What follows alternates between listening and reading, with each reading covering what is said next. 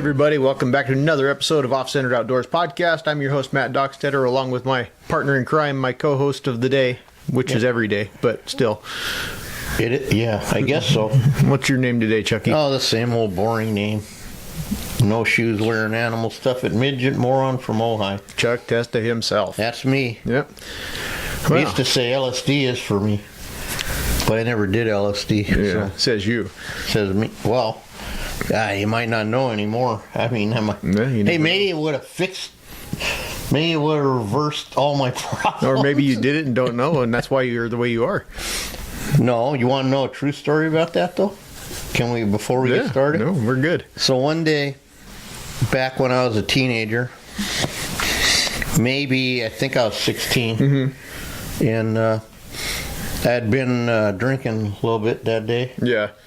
In fact, I think it was one of my, I think I had like 50 or 60 beers that day. That's it? Yeah, and my buddy Wayne, the alleged adult, the 22-year-old that owned his own house. Yeah. And he had a bitchin' workshop in the back, or with the bike stand and all that. And then it had like this loft, right? So I was leaning against the wall in the loft, and this guy named Kent Wong, who I'll get into later on, I shouldn't probably say, oh, he's passed anyway, but he sticks his cigarette in my mouth, and I inhale it, and it was angel dust. Oh, well, there you go. 3 days later, this is a true story. 3 days later, my mom finds me face down on the front lawn. And I lost 3 days of my life. Oh boy, Jesus, I don't know how people, what the hell is that, elephant tranquilizer or something? Yeah, I don't know. I think they call that time traveling, though. Maybe I got, well, now you say it, I might have got abducted by aliens. You might have. 3 days and then probed and everything, and that might explain a lot. Yeah, for sure. Well, that's my now you got a new thing you can go off of. You don't just have to go off the same old story. You can make up a completely new one. You don't know what happened. I don't, but what brought that was the LSD that made me remember that angel dust incident. Yeah. And he was trying to he wasn't a nice guy. That sounds like it. Yeah, well, they found him in his trailer missing his head or something like that. So. Oh, wow. Yeah, karma. Boy, you gotta be careful. Yeah, for sure. You know. Never a good day when you lose your head. No, I lose my head every day, but it's still, and I want to keep it right here. It's always in the last place you check. You got a good head for tactics, Joe. Yeah, and I want to keep it right here. It's a long way to Berlin. Sorry. Oh, you're good. Anyway, okay. So now that I digress, let's redirect back to the beginning. Well, what else have you been up to this week? Oh, I thought you were going to talk. I'm going to. I was, it was one of those weeks where you'd think I was a taxidermy shop or something. Yeah. Skinning deer. Got a lot of good, successful deliveries. Good. Got some bucks in. You got some bucks in, I think. But then the weekend we had a little issues with Grandpa again. Yeah. And it's funny, the difference between men and women. Like if we were dragging Lou in and he seized out or something, we'd drag him behind a tree out of the line of fire and call for a medic. Yeah. And keep moving.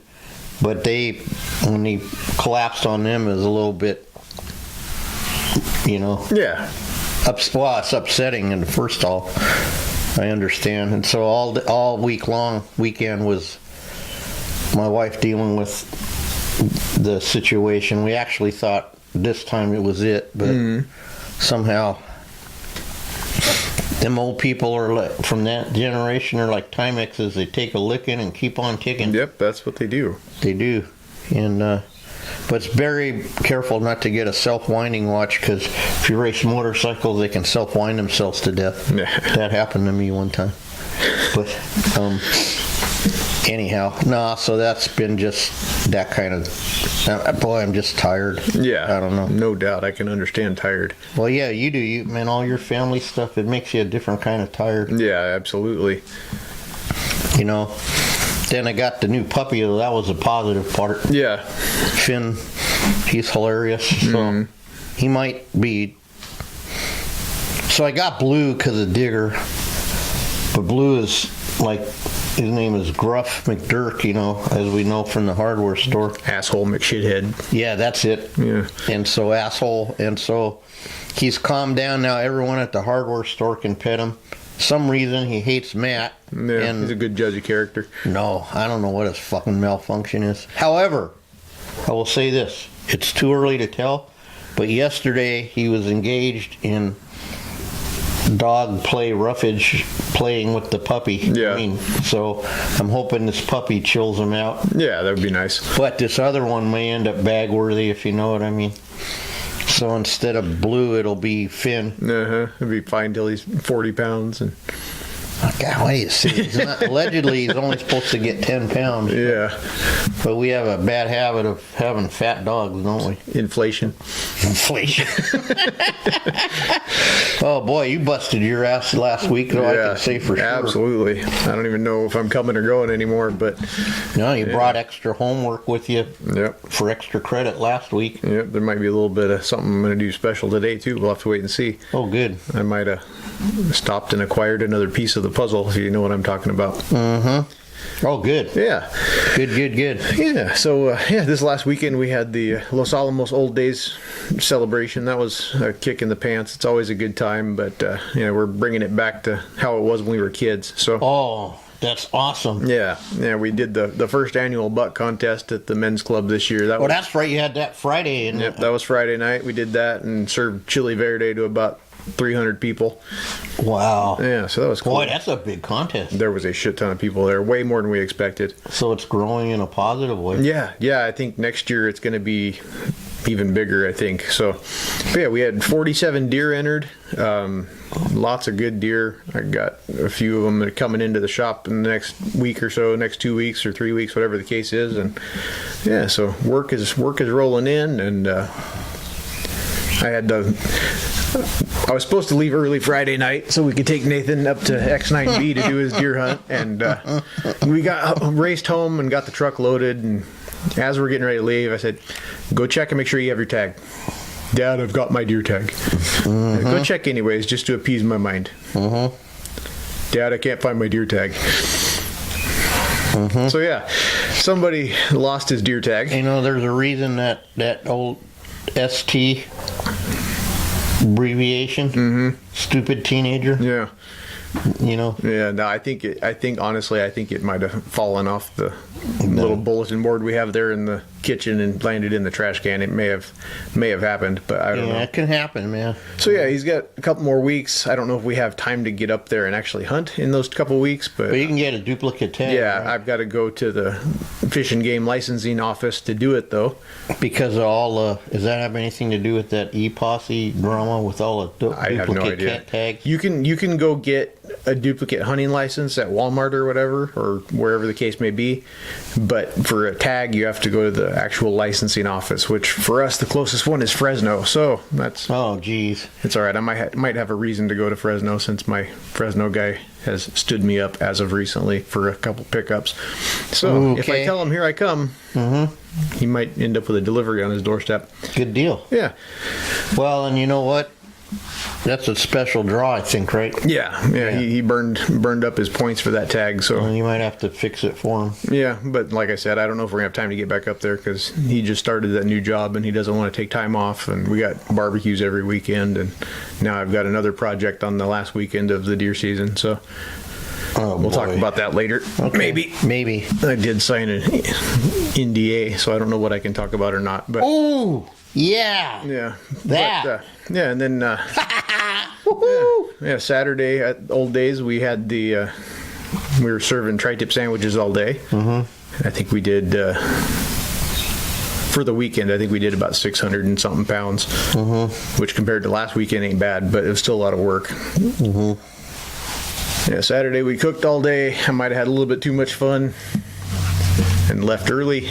You might. Oh, I get it. As we do. You mean you were drinking one of those things, but it wasn't the water? Yeah, well, I might have forgotten to eat or drink anything besides that this last Saturday. So, yeah, my Saturday ended a little bit early before the band started and all the fun actually started.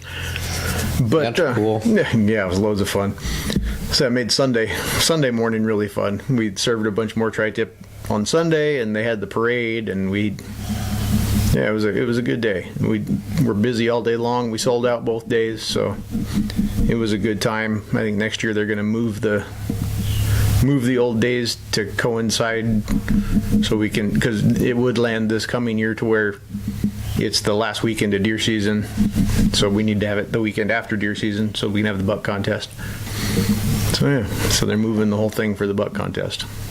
Good deal. Yeah. I'm sorry I'm not ignoring you. I know how interesting I am. It's okay. No, it's not that. I remembered I got we have a alleged guest. Yeah, I just talked to him a little bit ago on Messenger. You did? Is he ready? I don't know. I told him we were setting up and we'd be getting in touch with him here shortly. But okay. Yeah, text him anyways. Give him a 5-minute warning. Okay. So, yeah. Boy, that guy gets out there, huh? As you can see, we're super professional here this morning. That's all. That's the Turn way your ringer we off, roll. Chuck. Oh, yeah. Oh, thanks. Because, so I silenced my phone. I learned how to do that. And then, as is my custom, I didn't unsilent my phone. Yeah. And then Matt forgot something and said, hey, blah, blah, blah. And then... Yep, I had to come back twice last week, but that's okay. Well, we had fun on Friday. Oh, yeah, no, it was still a good day. We got to pour some dinosaur heads on Friday. That's it.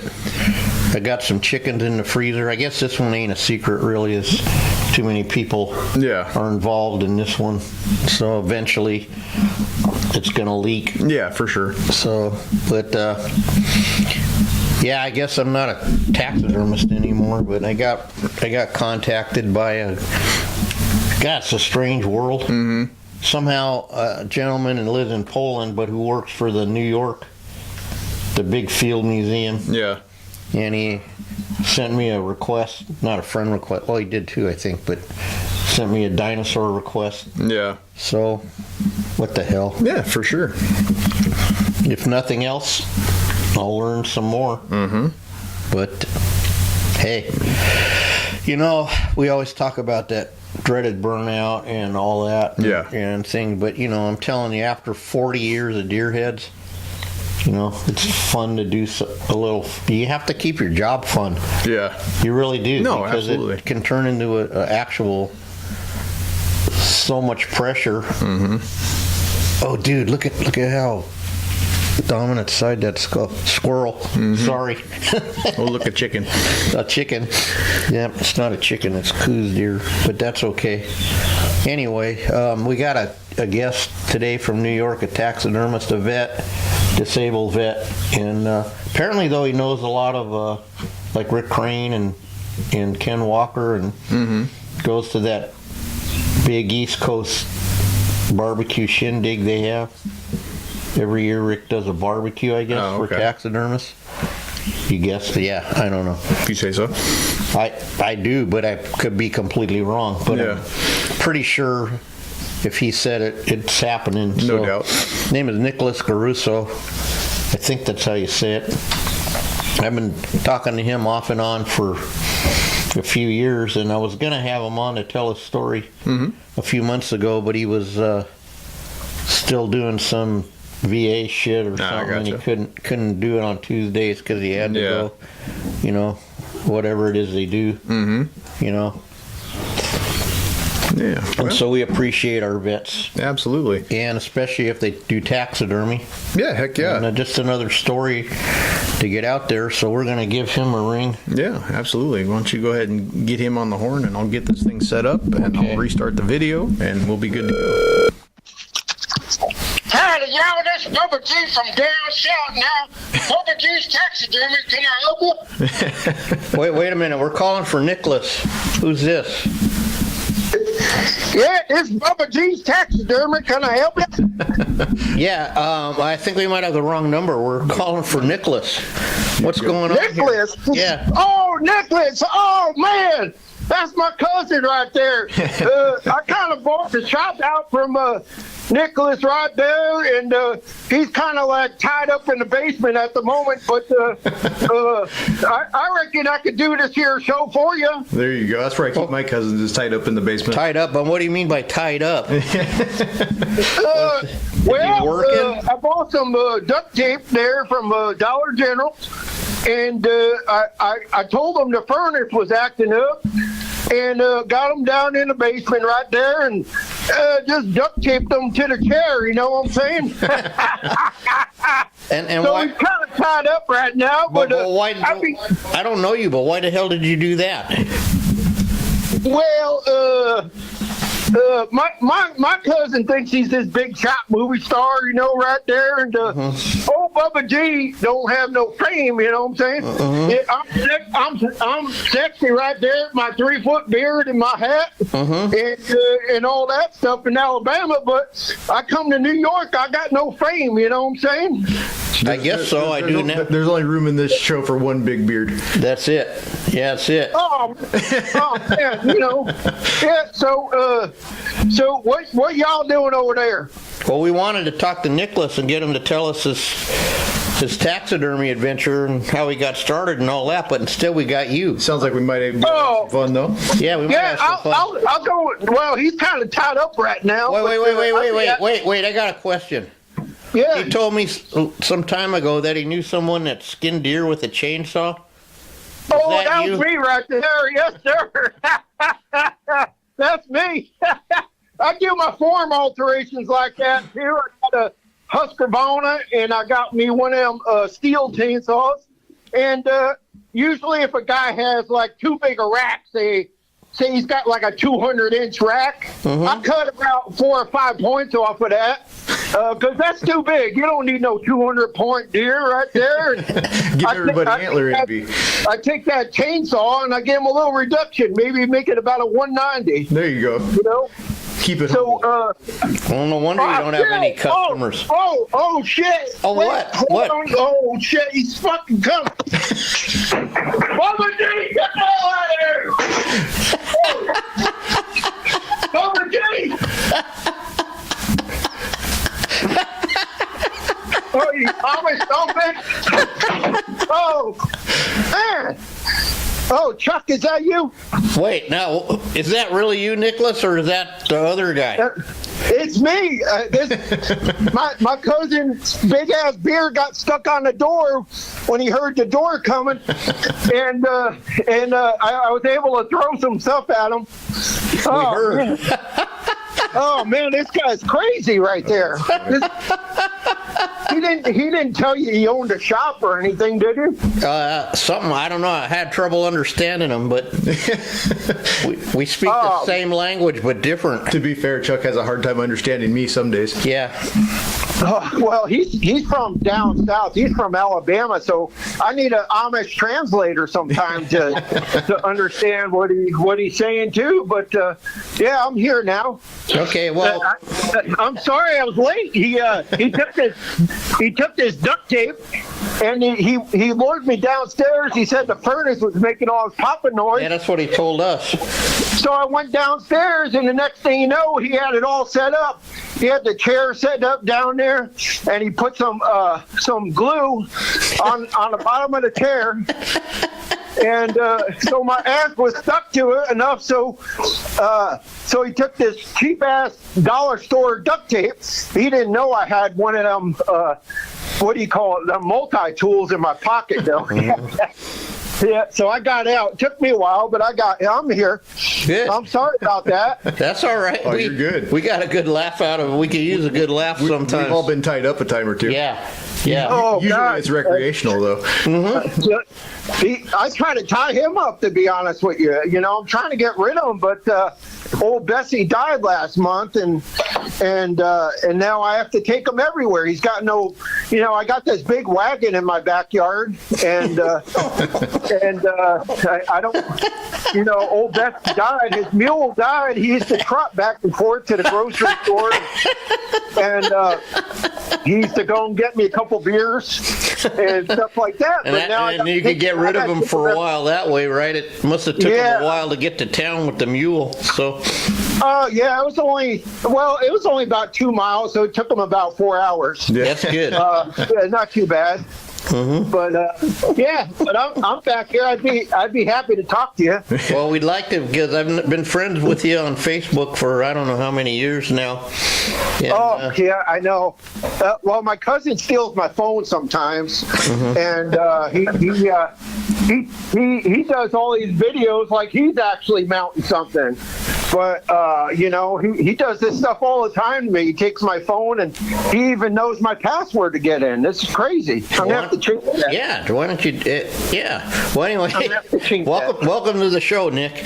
You're here with Matt, and who does have a good beard, by the way. He's, like you said, your cousin, there's only room for one beard or something in this neighborhood. Yeah, well, I could maybe send you a bottle of Bubba G's beard enhancer. Yeah, I was looking at it. Pretty damn shiny. He's got the beard enhancer, and what he does is he takes a mixture of moonshine and some blueberry and some other stuff, and he mixes it up, and then he has got a spray bottle. He'll spray it in your beard. It makes it real nice, Perfect. Add some Vaseline. You got a good Saturday night or a Sunday morning breakfast there. That's right. That's right. Oh boy, that's funny. Hey, so Nicholas, I noticed that you are a veteran, right? Yes, I am. I'm an Air Force combat veteran. Operations Desert Shield, Desert Storm, Desert Calm, and part of Iraqi Freedom. Wow. So things like that. Yeah. Awesome. So I have 18 and a half years in the Air Force total.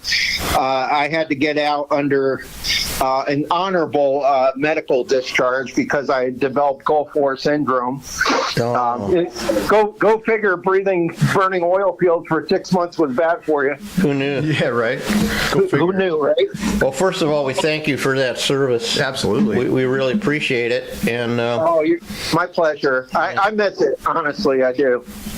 But it frees my time up now, to do taxidermy. Better ways to do that.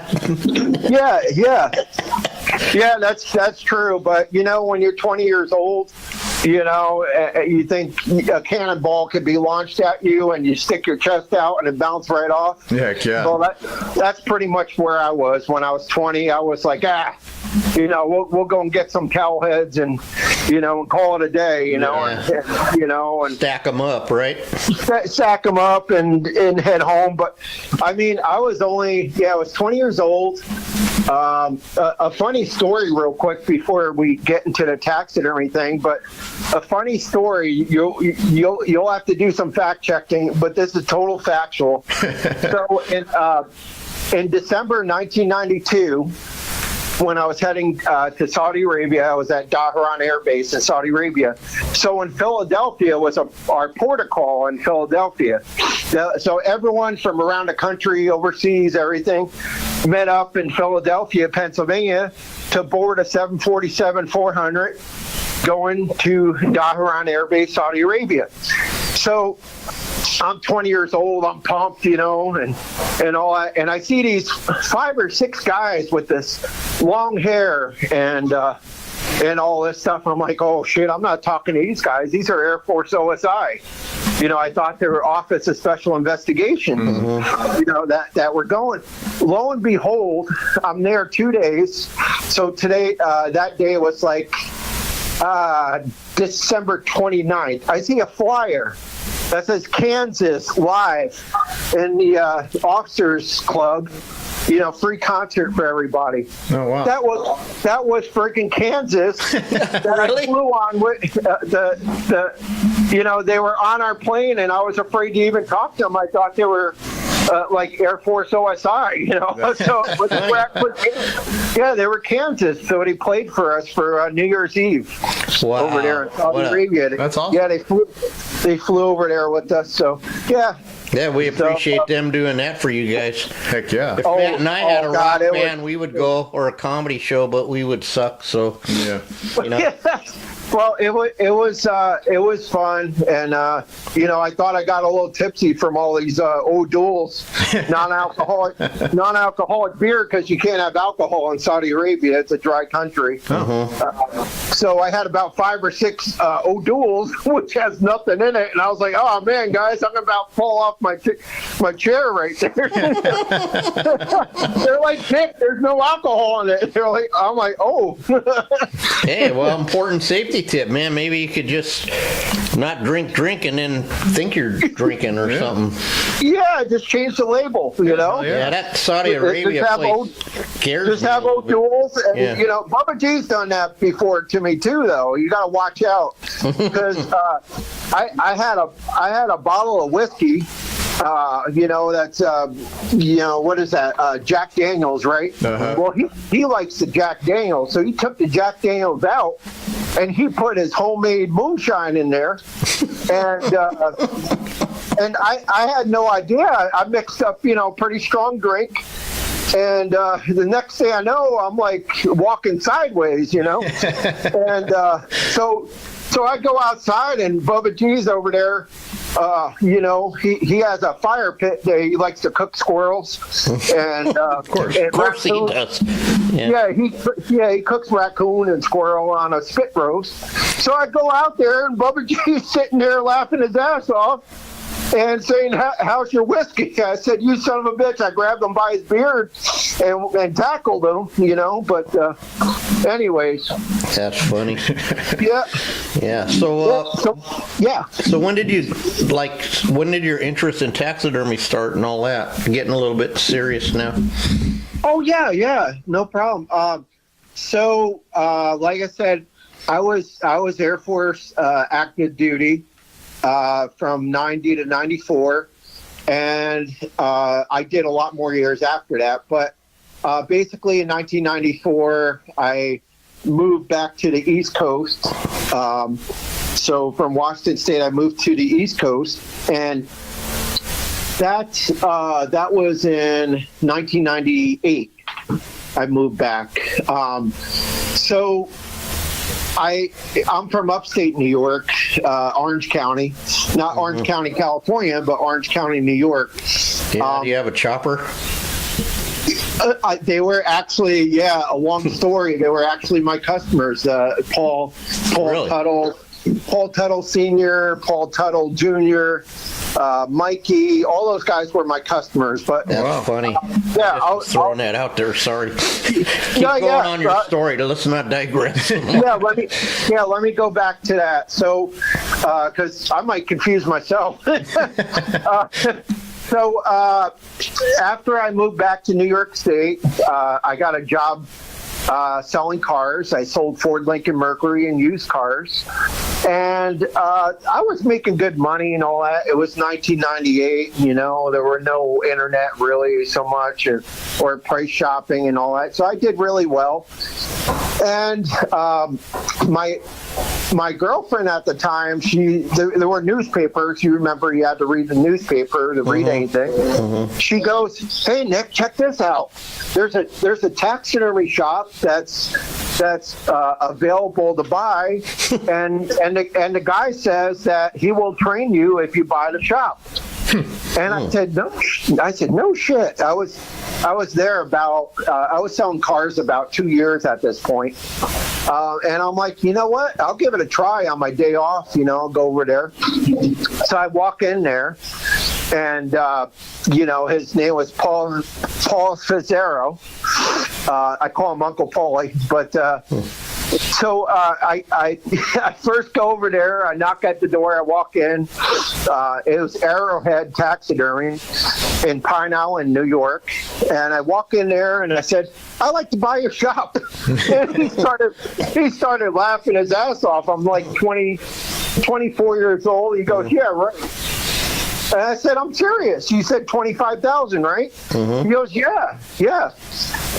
I said, "All right, I'd like to buy your shop." And you said you train me, right? He goes, "Yeah." He goes, "Come on, you're shitting me, right? You look like you sell cars or something. You look like a." He goes, "You don't look like no taxidermist. You look like a professional." And I said, well, actually, I do sell cars, but I would love to do something like this someday. So that's how it started. That very same year in New York, because I started working there probably, I was an apprentice, by the way. That's how I started out. I was an apprentice taxidermist, helping him out to close his shop and get everything out the door. So that's how I was helping him. So that year I was deer hunting. And I was, like I said, I was only like 23 years old or something like that. And opening day, I happened to get lucky and I shot this little 6-pointer. And I said, oh man, I don't have any deer mounted. This will make a great mount. So my buddy at the time, Jesse Licurdo, he said, he goes, hey, I know a guy. He's not, because Bob Vitro was like getting like $400 at the time. And I said, $400? You know, this is back in 1999 or whatever it was, you know. I was like, $400? That's a lot of money right there, you know. Yeah. So my buddy goes, hey, take your deer to this guy Bill. He's right up the road there, and he only gets $225. Oh God! $225. I can handle that. All right. So I brought this little 6-pointer. It was probably 95-pound deer, but I wanted something on a wall at the time. Yeah.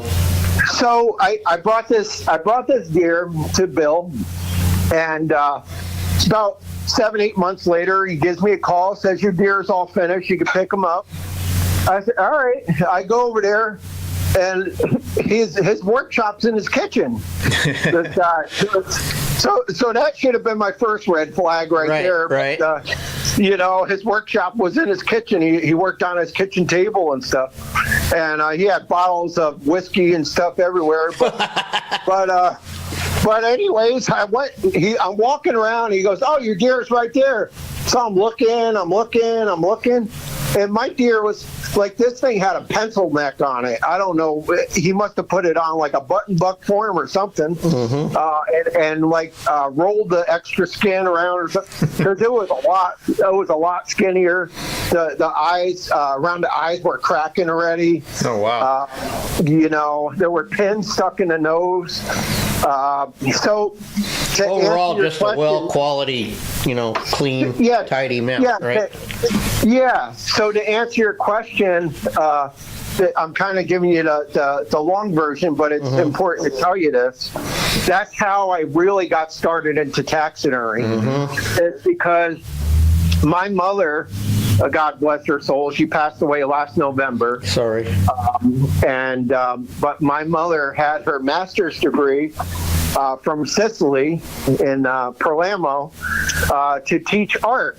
She was a certified art teacher. Wow. And I couldn't even draw a straight line even with a ruler. You know, I mean, even nowadays I have a hard time drawing a straight line with a ruler. But I don't think the moonshine helps. But hey. Yeah. But I'm blessed with many other things. So, so at the time, I was like, when I got that deer back, I said, shit, I could do a hell of a lot better job than that. And I don't know anything about taxidermy. I could do better than that. Sounds familiar.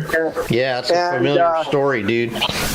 Yeah, so that's how I got started. At that point, I was an apprentice at the taxidermy shop, but my deer was at the other guy's place at this point, and you know, whatever. So I was the Mr. Salt them up, split them, you know, all the dirty work. I took the hides out of the salt and shook them off and put them in a pickle. You know, I did all the sewing. He wouldn't let me touch the eyes or do the clay work or anything like that. So that's how I started. And I started with the promise that I would never, ever, ever give anybody a deer that looked half as bad as that ever. Yeah. You know what I mean? And honestly, I didn't I didn't really start charging for about a year or better. The first year I mounted, I think I charged $225 for it, and I told my customers, I said, look, I'm still an apprentice. I can't guarantee you I'll do the best job ever, but you're not paying $450. It's $225. Yeah. Mm-hmm. So I said, if you trust me, I'll do the very, very best I can. That's all I could promise you. If you want competition quality, you're going to have to bring it to Bob Vitro or something and pay your $450. Pay your $450, So that's how I got started. Basically, at the time, a mannequin was $40. Eyes were like $6 for eyes, $4 for ear liners. Shipping was like $15. So at the end of the day, I really wasn't making anything, but they were paying for all my supplies, and I had about $100 for gas. Yeah. You know what I mean, or whatever. That's about it. It was really a learning experience. So that's how I got started into. It was Creative Game Bird Specialties was my first business. And then I found out that after a while, wow, what a dummy. I shouldn't have put that down because then people were not calling me about deer and all that. I had Game Bird Specialties in my name. So I changed that to Glorioso Wildlife Mounts Taxidermy. And then, that opened up a lot. I was starting to get bears. I was getting deer. I found out there's some smelly jobs out there, like doing Euro mounts, and the people keep them in their backyard until summer. Yeah. And then they want to bring them to you, and I was about tossing my cookies, but I wanted to learn. Yeah. Well, I learned that it's better to turn away stuff sometimes than to, I learned that too, but we all do that. That's how I got started. I was an apprentice for about 8 months, and then, but basically to be honest with you, he didn't show me half of what he knew. You know what I mean? And this was 1998, 1999. Everything was secretive back then. This taxidermist, it was all top secret. They don't want to tell you anything. What color paints to use, if they use a septum, they didn't want to, where they buy their eyes. Everything was a big secret. So, like many other taxidermists, it was like a lot of trial and error, I guess you'd say. You know what I mean? And a lot of practice. A lot of people. A lot of me telling people, hey, I'm going to do the best I can, but it's not going to be a world champion mount. You know what I mean? Yeah. For a couple years, I was honest with people. I showed them my work, and they were happy with the price. You get what you pay for, I guess. Don't be too hard on yourself, bud. And I always used John Reinhardt preset eye mannequins because I was afraid to death to set my own eyes. Yeah. For about 2.5 years, I was afraid. I mean, whatever the customer picked out, it had to be the size, the right turn, and really close to the measurements, or I was like, you know what I mean? I wouldn't really want to touch it. And it had to have preset eyes. There were the white banded eyes. They were preset. And at the time, they were like $55 with the eyes. Yeah. So again, so I did that for 2.5 years, and then I started getting more comfortable, and it's all leaps and bounds after a while. You know what I mean? Heck yeah. I mean, like after 24 years now, I'm making my own fiberglass molds. I've made a big mold of a fisher head. I made a jackalope mold. I've made gobbling turkey molds. Stuff like that. I'm casting.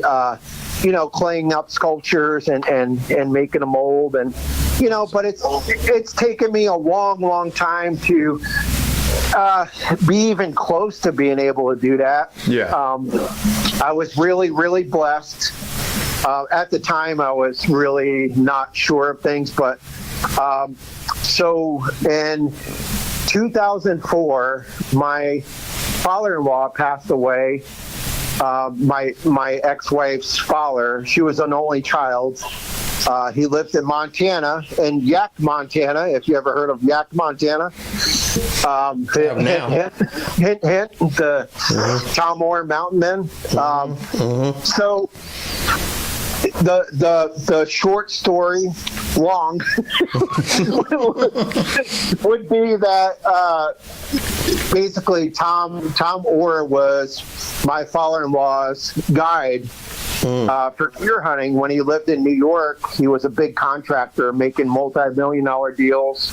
And then he would fly out to Montana, and Tom Moore was his guide, and they would have a blast. And after my father-in-law got divorced, he didn't need the 6-bedroom log home with 500 acres, and so he sold that. And there happened to be, coincidentally, there were 2 or 3 lots available right next to his best friend Tom Orr's house.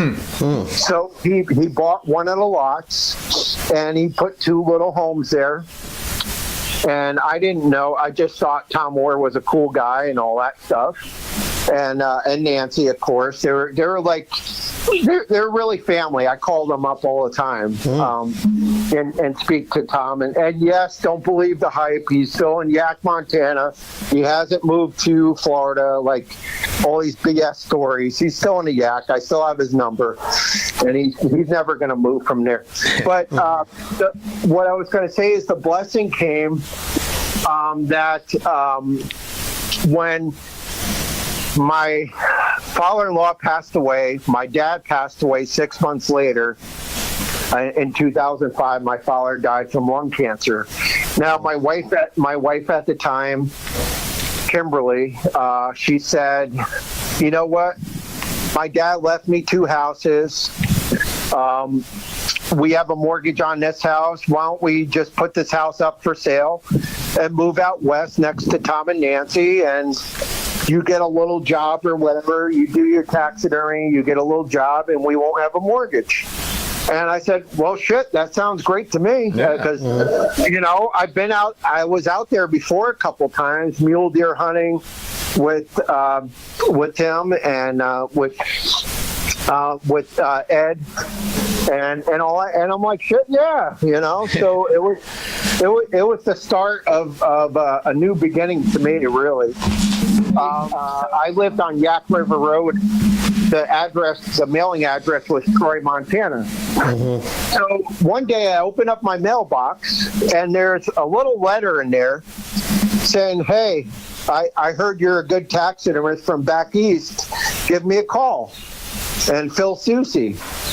And I said, "Who the hell is this guy, Phil Soucy? Who the hell is this? Who the hell is this guy? And how did he know this is my mailbox? Who the hell is this guy?" I said, and so I'm like, "All right, whatever, dude. I don't know who this guy is, but whatever. No, I'll give him a call, whatever." So I called him up, and he goes, I need a helper to help mount deer and elk, and I heard you're pretty good, and if you like the job, it's just piecework." So I said, "Yeah, all right." I said, I'll do that." So I was offered a piecework job from Phil Soucy, and I'll tell you what, the first time I walked in there, I'm like, "Nick, you just effed up." Because I was thinking he was, I didn't know what to think of him. I didn't know. There was no Google photos or all that stuff. He was really, really humble. His mounts were extremely realistic, a lot more than mine were, of course, at the time. But he was doing taxidermy over 20 years at the time, probably more than that. But so that's how my betterment in taxidermy started, with a big kicking ass, so to speak, because Phil would send me back to the table like a little boy and say, "You didn't flesh around the eyes good enough. You didn't flesh around the nose good enough. You missed a little hole. You need to sew that up." He was really, really, really meticulous. And I remember the first mount that I worked on over there was a 6x6 bull elk. And he goes, all right, you know, your cape's all tan, you got your ears in there and all that, all the holes are sewn. I'm going to set the eyes for you. You just sit there and watch. And I said, all right, sir, no problem. So I stood there and watched in awe as within 4 minutes, both eyes were set perfect. Within probably a millimeter. I mean, there was no. I mean, they were better than a John Reinhardt eyes. It was ridiculous. Yeah. And then he took all that clay off, and he rolled it off the eyes, and he rolled it into a ball. He goes, I'll be back in 5 minutes. You duplicate what I just did. Yeah. and like I said, I was like, you might want to be back in like an hour or two, maybe. But anyways, that's how I got started into the paying more attention. I'm really not as good as I thought I was, because at that point I was only doing taxidermy maybe 5 years. Yeah. And I thought I was really good until I stepped into Phil Soucy's shop, and I was like, man, I got a lot to learn. Well, you know, and go ahead. Yeah, that's what I'm saying. I got a lot to learn. That's what and so he helped me do one of my first casts. He helped me cast some pronghorn molds, because my personal customer, shot this huge pronghorn in Baker, Montana. But this thing was like a steer. Its horns. I heard Matt got a nice buck, man. Congratulations. Well, thank you. Yeah, this buck, typical pronghorn, goes straight up and down pretty much. This buck here was like a Brahma bull. It just went sideways. Both horns were sideways, and I forget the span, but it was a tank. Wow, that's cool. So Phil Soucy helped me make molds of that, because I spoke to Klaus Liebrick of I believe it's Artistic Antlers, and at the time he wanted like $1,500 to do a mold for me. I'm like, $1,500? I'm only getting $500 for this mount. You know, I'm like, I can't afford that. So I asked Phil, and Phil helped me out with that. But he taught me a lot of lessons, and he kicked me in the ass where I needed it. Because now I'm the taxidermist that I am. Now I don't ever proclaim to be the world's best. I'm definitely not the world's worst. I mean, I have that title. Sorry. Yeah, you can't take that one. Yeah.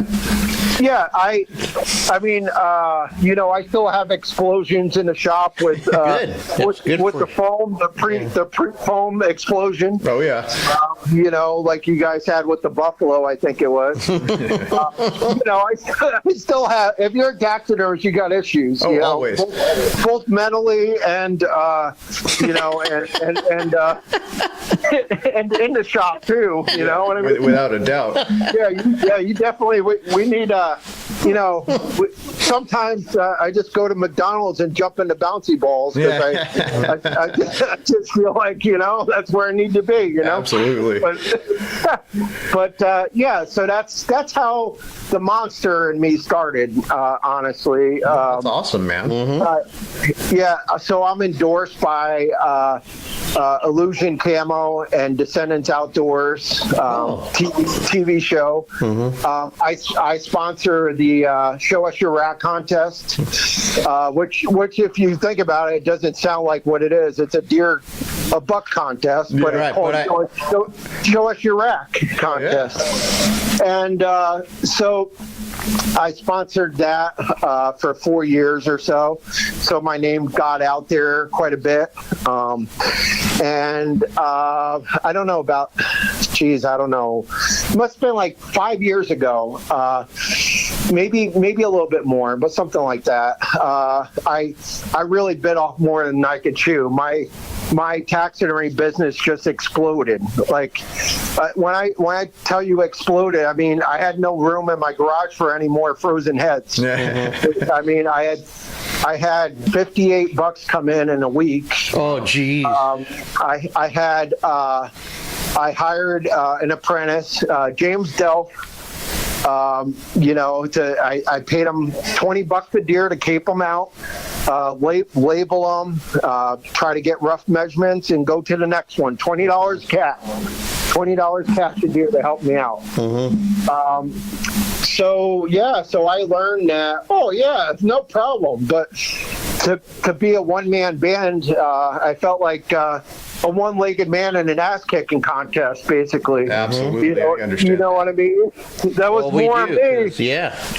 That was way too much that for a one guy shop with an apprentice, which is a good friend of mine, James Delph, at the time. I found out, and I'm not counting the bears, I'm not counting the foxes, I'm not counting the bobcats, I'm not counting a couple ducks here and there.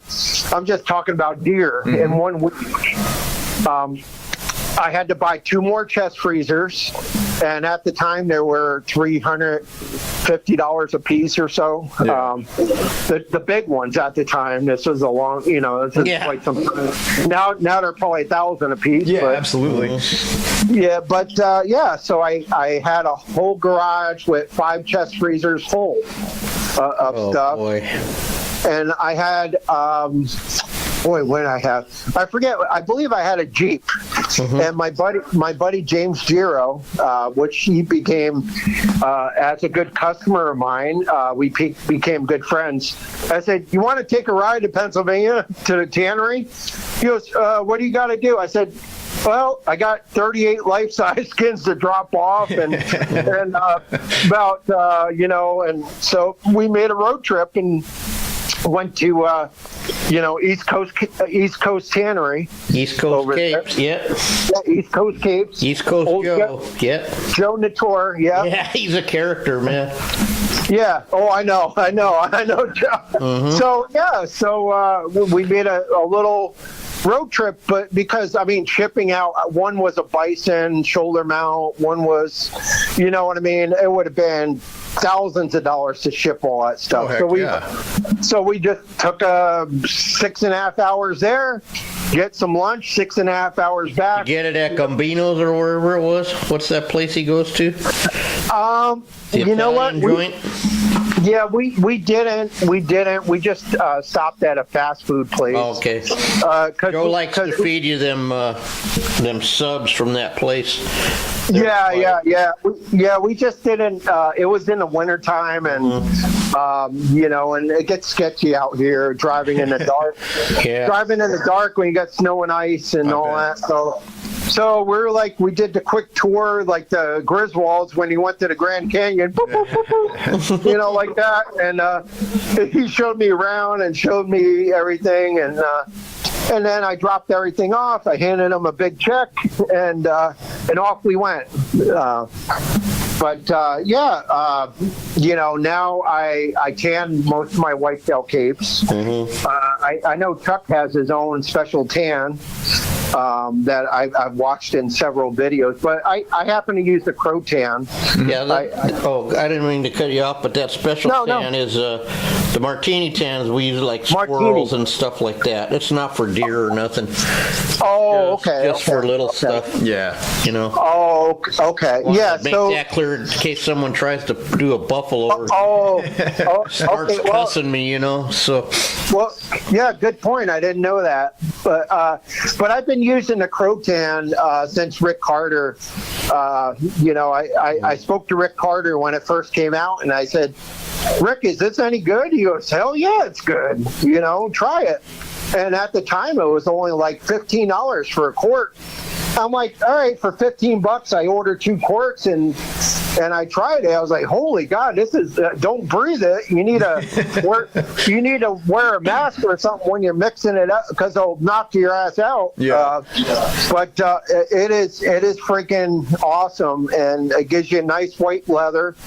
And anyways, I'm not advertising for them. I'm just saying that that's what I've been using Crotan and very successful with that. Okay. So that alleviates sending stuff out to the tannery, which right now I have one deer left to do, and that's that. I have one deer left, and I'm cleared out, except for a couple special projects and things like that. Nice. Yeah. Well, I apologize on getting Matt's buffalo head to you, but I ran into a whole 9 months of jackpots or whatever. But we'll get that out to you. In fact, Matt will get the thing down for me today and put it right where I'm going to trip on it. Yeah. For you. Don't have a foam explosion, a pre-foam explosion. Yeah, I think we got the bugs worked out of that one. Yeah. I had that happen on my Fisher head, and I started laughing after that because I remember you talking about the pre-foam explosion. Yeah. And I mixed it up really hot, and before I got my bolts in there, that sucker started just blowing out the sides. So I said, "Oh, this is a test explosion right here." That's it. We're glad we like to help when we can. You know, we like to say we do what we can. We lead by example. Yes, we do. And then you always say, "Well, don't do that." But if you do, well, you're realistic about it. I mean, in a perfect world, there's nothing perfect. You know, let's be honest. There's really nothing. Yeah, perfect. because like your story, it makes me happy because it's like a lot of stories we're getting down, you know, and then finally you get the guy to help you and you go in there and you go, oh shit. You know, like when I went to Fraser's and I went, oh, you know, and he would say, like to me, to the trained eye, you know. Right. Yeah, exactly. He says, well, that's okay, but Chuck, but to the trained eye, your brisket's on the upper shoulder and your, you know, that's whatever, close. you know, you get what I mean. So that, and you have to be able to, you know what, the hardest part is getting because we all have egos, all of us. Yeah. Oh, yeah, I was going to say that. You're right. Yep. And you have to get that ego out of the way and just, you know. Well, fortunately, Phil Soucy did that for me. Because my ego went from the ceiling to the ground. Yeah, in one easy step. And a couple times my ego went to like, all right, well, I need to start all over. Basically, I need everything I learned from that other guy. I won't, you know, I need to do this way. Well, we both, me and Matt, both can personally say we've done that exact same deal. And it seems the starting over to me. Maybe this was your experience, maybe not. Once you get used to it, it's way better, but it's that transition that kind of screws you up a little bit, you know? Yeah. Yeah, it's difficult breaking old habits sometimes. Absolutely. You know, I found out that I was doing this wrong, and and also I had a little kit when I showed up to Phil Soucy's. I had a little kit that was like just a zipper, a little green zipper bag that had extra scalpels, extra blades, extra sewing needles, some cape thread, some, you know, little this, a little that. So when I started sewing that elk up, you should see Phil's eyes light up because I had a 5.5-inch cutter needle. You know what I mean? An S curve. That's what we use. So he was looking at me. He goes, "Son of a bitch." He goes, "You got a smaller needle or something?" I said, "No, that's what."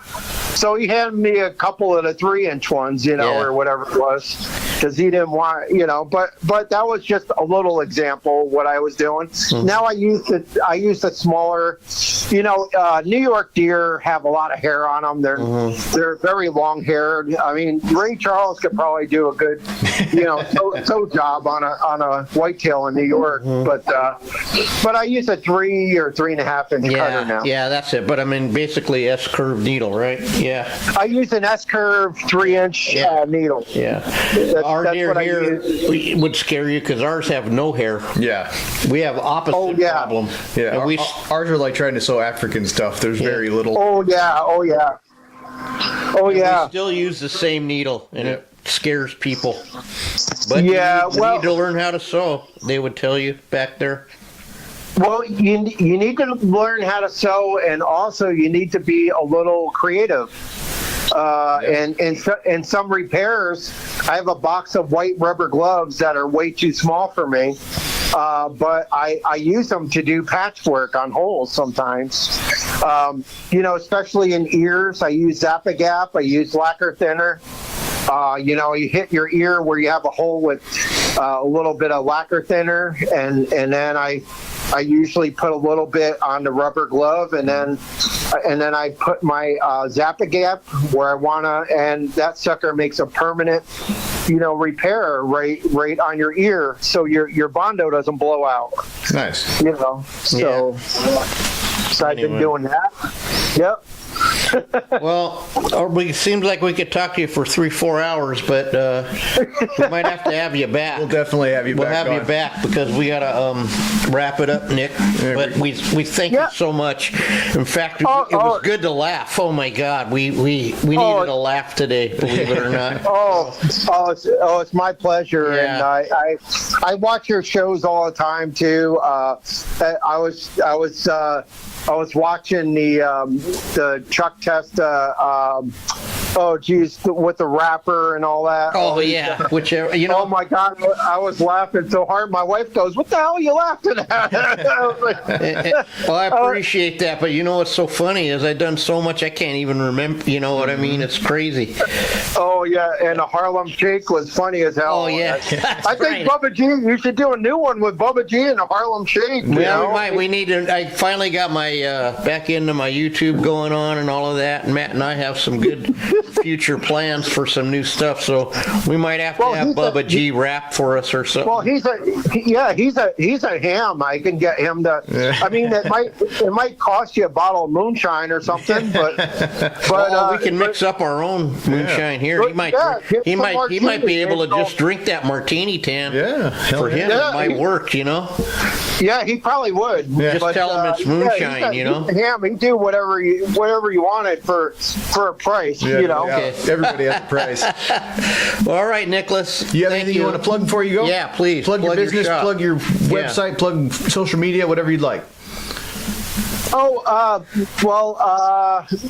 have a taxidermy fan page on Facebook. It's Glorioso Wildlife Mounts Taxidermy fan page. Perfect. Just like it sounds like, and if anybody's interested, just send,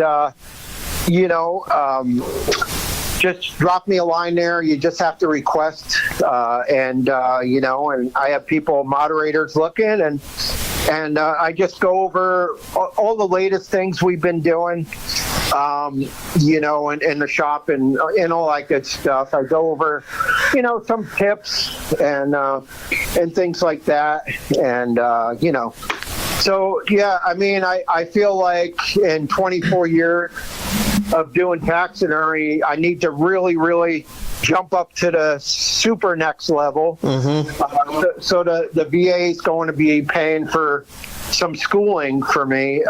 Good deal. So I'm thinking about taking I don't know, a master's deer class, if you will. You know what I mean? Maybe go with Rick Carter or, Rick Carter and I laugh we crack each other up all the time. And, and then, like I said, I went to Rick Crane's for my bass video, when I'm trying to hit up all the best people because that's who you're going to learn from. Not be stuck in a rut and say, hey, I'm Nick Glorioso, my cousin's Bubba G, and we both do the best job in the country, and nobody's going to touch our deer. And you know what I mean? I'm open to suggestions. I'm always open to better myself. Heck yeah. And my scale is basically as close to perfection as you possibly can. And if I wouldn't hang it in my den, it's not good enough.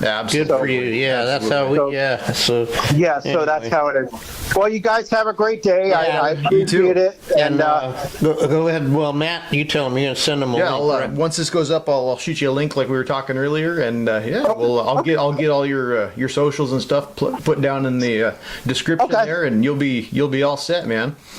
All right, thanks, Well, guys. again, thank you for your service, Nick, and I hope you get that disability crap worked out because you earned it. Yeah. So Absolutely. I appreciate it. Thank you All right. very much. Bye bye. All right. Have a good one, man. Bye.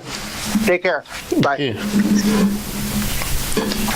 Well, that was more fun than I thought. Yeah, that was a good one. He's a good dude, man. Yeah, absolutely. So you gotta, before you leave today, I gotta get your buffalo mold out because I committed to sending him one. You mean somebody actually might mount on my buffalo? He wants to really bad, and Nice. then I think what happened was I got that foam that don't rise. Yeah. I just run out, and then I got the then I got the thing. Yeah. And got distracted with that for 6 months, and so I got to get on it because he's too good of a dude to. Yeah, heck yeah. No, we'll get him taken care of for dang sure. Yep. Well, anyway, another. Well, got that Bubba G. Yeah, that was a great one. I'd like to have him make a video. Bubba G mounts a deer head. Yeah. In fact, I think I might. You might have to do a Zoom video or something. Yeah, I think so. Yeah, well, something for the future. Absolutely. He said, "How do you do that?" I said, "We don't have the. We're not there yet." Is what he asked. He probably asked you the same thing. I said, "We don't know how to figure out yet with our technology the Zoom." Yeah. Well, I mean, we know how to Zoom, but yeah, we we'll- haven't. We'll get there. Yeah, inch at a time. Yeah, absolutely. All right, Matt, talk us out of You ready here. to go to work? Yeah, I am. All right. So, thanks for tuning in to another episode of Off-Centered Outdoors. Be sure to go check out our sponsor, Rocky Mountain Materials, for all of your Rocky Mountain needs. habitat rock and bird bodies and feet and heads and all that fun stuff. And I think he has 48-inch straight wire. Yeah, he looked like he just got a whole pickup truckload of wire. And So yeah, go check them out at mountainmaterials.net. Be sure to check us out on social media at Butcher Shop Taxidermy, at Ojai_Valley_Taxidermy on Instagram. And yeah, we can find us anywhere you find your podcasts: Spotify, Apple Podcasts, iHeart Radio, and of course, YouTube. yep. All right, guys. Well, hey, have Thanks. a good one. Yeah, Catch see up you next one. week.